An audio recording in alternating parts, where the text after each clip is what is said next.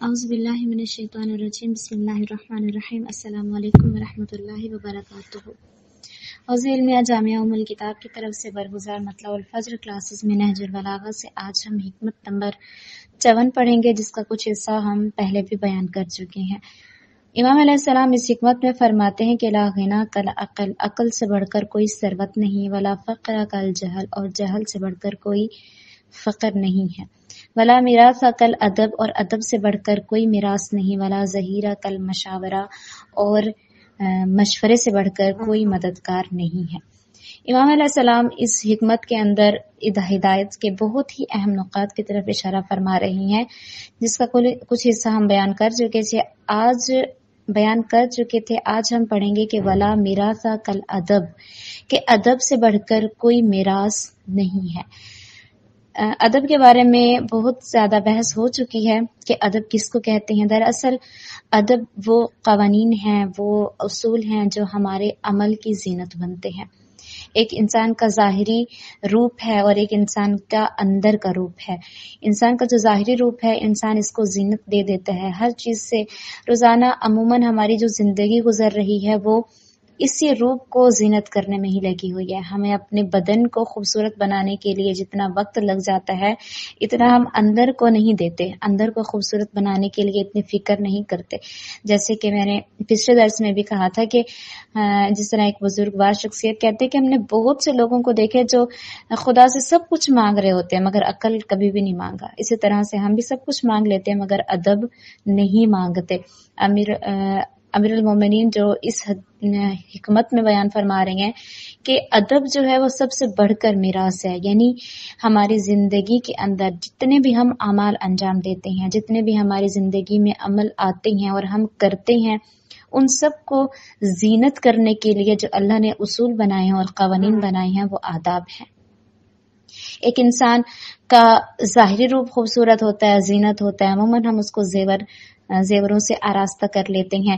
دراصل اگر کسی سے پوچھا جائے کہ یہ جو خاتون ہے یہ زینت کی ہوئی ہے اس نے، تو وہ جو ہوگا وہ یہی کہے گا کہ یہ جو زینت کی ہوئی ہے یہ اس کی زینت نہیں ہے، یہ خوبصورت نہیں لگ رہی، بلکہ یہ جو زیور اس نے پہنے ہوئے ہیں یہ تو وہ خوبصورت ہے، یعنی دھات ہے، وہ جسم کے اوپر ہو تب بھی خوبصورت ہے اور اگر نہ ہو تب بھی خوبصورت ہے۔ اس کا انسان کی زینت سے ربط نہیں ہے، مگر جو انسان کی زینت ہے وہ اندرونی زینت ہے۔ وہ زینت کہاں سے آتی ہے؟ وہ اچھے خلق سے آتی ہے، وہ اچھی روح سے آتی ہے، وہ اچھے نفس سے پیدا ہوتی ہے وہ زینت۔ اور بعض بزرگان یہ فرماتے بھی ہیں کہ وہ جو زینت انسان کے اندر کی ہے وہ کن صفات سے آتی ہے؟ وہ عدالت سے آتی ہے، وہ شجاعت سے آتی ہے، وہ عفت سے آتی ہے، وہ پاک دامنی سے آتی ہے، اور وہ فہم و فراست سے انسان کے اندر آتی ہے۔ یعنی وہ انسانی صفات، وہ کمال جو انسان کے اندر آتے ہیں وہ دراصل انسانیت کی صفات ہوتی ہیں۔ مثلا یہ مہارتیں جو ہم پیدا کر لیتے ہیں، بعض اوقات ہم ان کو کمال کہنا شروع کر دیتے ہیں۔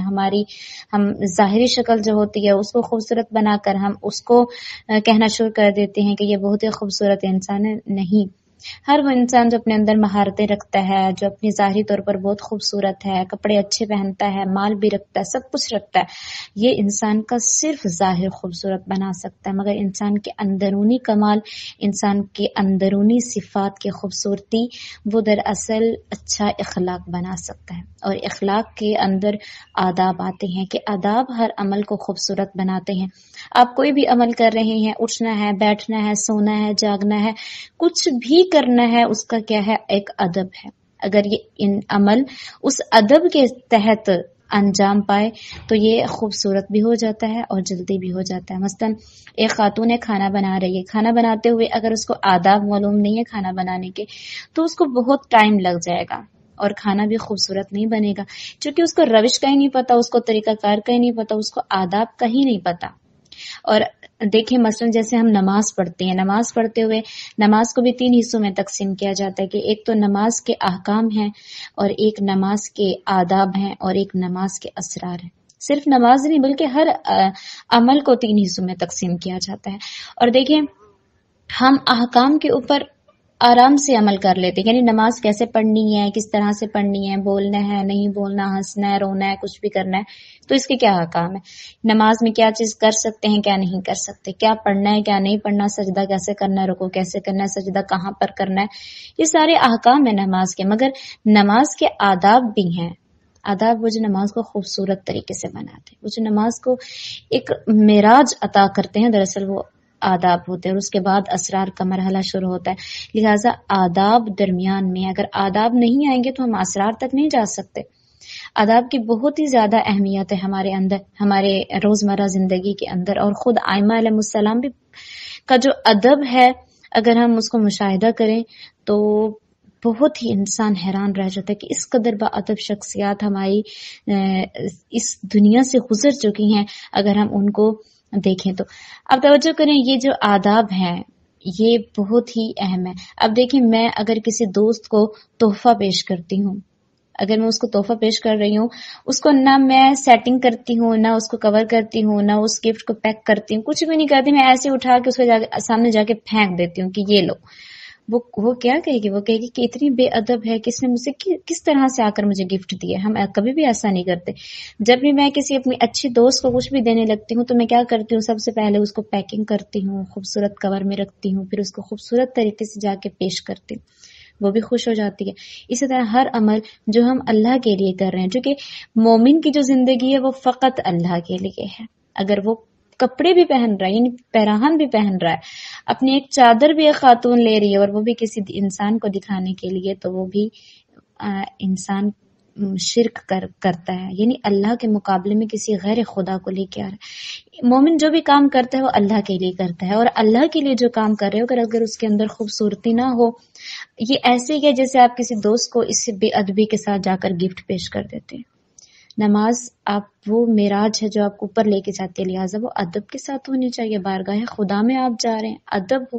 اسی طرح ہر عمل کا ادب ہے، سونے کا ادب ہے، اٹھنے کا ادب ہے۔ بعض اوقات ہم بول رہے ہوتے ہیں، ہمارا بولنا کسی کو پسند نہیں آ رہا ہوتا کیونکہ ہم ادب کے ساتھ بات نہیں کر رہے۔ ہم اٹھ بیٹھ رہے ہیں، کسی دوسرے کو پسند نہیں آ رہا کیونکہ ہم ادب میں نہیں بیٹھے اٹھ رہے۔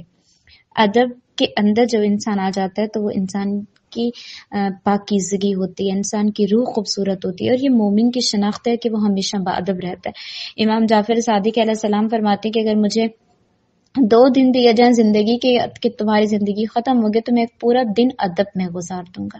اس قدر اہم ہے۔ جیسے ہم کہتے بھی ہیں کہ بے ادب بے نصیب، با ادب با نصیب۔ جو بھی دنیا کے اندر اسرار ہیں، حکمتیں ہیں، وہ با ادب کو ملتی ہیں، اور انسان با ادب وہ انسان ہوتا ہے جو بہت سے علوم کو اپنے اندر لے کر آ سکتا ہے۔ اور انسان سب سے زیادہ، اب یہاں پر جو امیر المومنین فرما رہی ہیں کہ ولا میراث کل ادب، کے ادب سے بڑھ کر کوئی میراث نہیں ہے۔ ایک انسان اس دنیا سے چلا جاتا ہے، بہت سے مال چھوڑ جاتا ہے، بہت سی اپنی ثروت چھوڑ کے چلا جاتا ہے، یہ انسان بہترین وارث نہیں، جو لے رہا ہے وہ بہترین وارث نہیں ہے، مورث نہیں ہے، اور اسی طرح سے جو چھوڑ کر جا رہا ہے وہ بہترین میراث نہیں ہے۔ امام علیہ السلام فرماتے ہیں بہترین میراث ادب ہے۔ اگر کوئی انسان ادب چھوڑ کر جاتا ہے اور اس کی آنے والی نسلیں جو ہیں وہ ادب اپنی لیتی ہیں، وراثت میں اگر ادب لیتی ہیں، تو وہ دراصل میراث وہ ہے، افضل ترین میراث وہ ہے، بہترین میراث وہ ہے جو انسان ادب لیتا ہے۔ اپنی آنے والی نسلوں کے لیے، اپنے آنے والے خاندان کے لیے ادب چھوڑ کر جائیں۔ اب دیکھیں ائمہ علیہ السلام کی زندگی میں جو ہمیں ادب ملتا ہے وہ آج تک لوگوں کے اندر آ رہا ہے۔ ائمہ نے بڑی بڑی کمپنیاں نہیں چھوڑی، بڑی بڑی زمینیں نہیں چھوڑی، یہ ادب چھوڑا، یہ تعلیمات چھوڑی۔ یہ چیز جب انسان اپنی نسلوں کے اندر منتقل کرتا ہے تو امام فرماتے ہیں کہ سب سے بڑھ کر جو میراث ہے وہ ادب ہے۔ یہ ادب ہے جو انسان اختیار کرتا ہے اور اپنے امام کا پیروکار بن سکتا ہے، دیندار بن سکتا ہے۔ بہترین انسان بننے کے لیے انسان کو بہترین ادب کی ضرورت ہے۔ عزیزان، آپ توجہ کریں، ایسی قومیں بھی ہمیں تاریخ میں ملتی ہیں جو بے ادبی کی بہترین مثالیں ہیں۔ یعنی اگر ہم اسی طرح کہیں کہ بے ادب ترین قومیں، سب سے بڑھ کر جس کا ذکر قرآن مجید نے کیا ہے وہ بنی اسرائیل کی قوم ہے۔ بہت ہی بے ادب تھے، اس قدر بے ادب تھے. پہلی بے ادبی تو انہوں نے یہ کی کہ انہوں نے فرعون کی حکومت کو قبول کر لیا، فرعون کو قبول کیا، اور فرعون نے ان کو اس طرح سے بے ادب بنایا اور اس طرح سے ان کی پرورش کی، یعنی ہم کہہ سکتے ہیں کہ وہ بے ادب ترین، اس کے اندر سے یہ خصلتیں نکل ہی نہیں رہی تھی. حضرت موسیٰ آئے ان کو رہنمائی کرنے کے لیے، ان کو ہدایت کرنے کے لیے، مگر وہ ٹس سے مس نہیں ہوئے. آخر میں جب حضرت موسیٰ ان کو بلاتے ہیں تو کہتے ہیں کہ یا موسیٰ، نبی بھی نہیں کہتے. یہ قرآن کی مثال ہے کہ یہ اس قدر بے ادب قوم تھی. کہتے یا موسیٰ جاؤ، خود جاؤ اور اپنے خدا کو بلا کے لڑو، ہم یہاں بیٹھے دیکھ رہے ہیں. یعنی اس قدر بے ادب قوم بھی گزری ہے. اور اسی طرح رسول خدا صلی اللہ علیہ وآلہ وسلم کو آ کر بدو اسی طرح سے بلاتے تھے، یا محمد باہر آؤ. یہ قرآن کی مثالیں ہیں. یہ قرآن نے ادب بیان کیا سورہ حجرات میں کہ آپ رسول کے سامنے اس طرح سے نہ بولا کرو. یعنی میں آپ کو توجہ یہ دلانا چاہ رہی ہوں کہ بے ادب قومیں بھی ہوتی ہیں، بے ادب مملکت بھی ہوتی ہے، بے ادب خاندان بھی ہوتے ہیں. سب سے بڑھ کر چیز ادب ہوتی ہے جو ہمیں اپنے امام کے سامنے، اپنی دین کے سامنے رہنے کا ڈھنگ سکھاتے ہیں، وہ ادب ہوتے ہیں. اب توجہ کریں، ہم لوگ آج جس نظام کے نیچے رہ رہے ہیں یہ بالکل فرعونی نظام ہے جس کے اندر ہم رہ رہے ہیں، اور بنی اسرائیل کی طرح ہمارے اندر بھی یہی بے ادبی آ رہی ہے. اور امیر المومنین یہ فرماتے ہیں کہ لوگ جو ہوتے ہیں وہ اپنے حکمرانوں کی روش پر چلتے ہیں، لوگ جو ہوتے ہیں وہ اپنے حکمرانوں کے اوپر ہوتے ہیں، اور جس طرح سے حکمران ہوں گے اسی طرح سے قومیں بھی ہوں گی. اور ہم آج جس دین کے اوپر ہیں، جس نظام کے اندر ہیں، ہمارے حکمران جو کچھ بھی کر رہے ہیں یہ سب بے ادبی کا نتیجہ ہے. کیونکہ عمل کرنے کا ایک طریقہ ہے، ایک عمل کرنے کا ایک اصول ہے، عمل کرنے کا ایک ڈھنگ ہے. جب تک ہم وہ عمل نہیں کریں گے، اس طریقے سے نہیں کریں گے، یعنی ہم بے ادب ہیں. ایک نظام ہم نے چنا، بے ادبی کا چنا. ہم نے ایک طریقہ کار اپنایا، وہ بے ادبی کا طریقہ کار تھا. یہ قومیں کبھی بھی نجات نہیں پا سکتی، اور یہ نظام جن کے اندر ہم رہ رہے ہیں وہ بے ادبی ہے. یعنی امامت کا نظام ہوتے ہوئے ہم امامت کے نظام کے نیچے نہ رہیں، یہ سب سے بڑی بے ادبی ہے. امامت کے محضر میں بے ادبی ہے. یعنی خدا نے ہمیں امامت کا نظام دیا کہ آپ اس کے اندر رہو، اپنی حکومت، اپنی سیاست، اپنی زندگی کے ہر شعبے کو امامت کے نیچے لے کر آؤ. اور امامت کا نظام ہوتے ہوئے ہم کبھی جمہوریت پہ جا رہی ہیں، کبھی آمریت کے نیچے جا رہے ہیں، تو آپ توجہ کریں کہ یہ سب سے بڑی بے ادبی ہے. امام کے ہوتے ہوئے ہم دوسرے انسانوں کے پاس جائیں، یہ سب سے بڑی بے ادبی ہے. لہٰذا امام علیہ السلام اس حکمت میں بیان فرما رہے ہیں کہ سب سے بڑی میراث جو کوئی چھوڑ کر جاتا ہے دوسروں کے لیے وہ ادب ہے. ثروت، مال، باقی چیزیں ادب نہیں کہلاتی. یہ میراث بہترین میراث نہیں ہے، بلکہ بہترین میراث وہ ہے جو ہم اپنی قوم کی ترقی کے لیے چھوڑ کے جائیں. اور ترقی کے لیے بہترین راز جو امام علیہ السلام یہاں بتانا چاہ رہے ہیں وہ ادب ہے.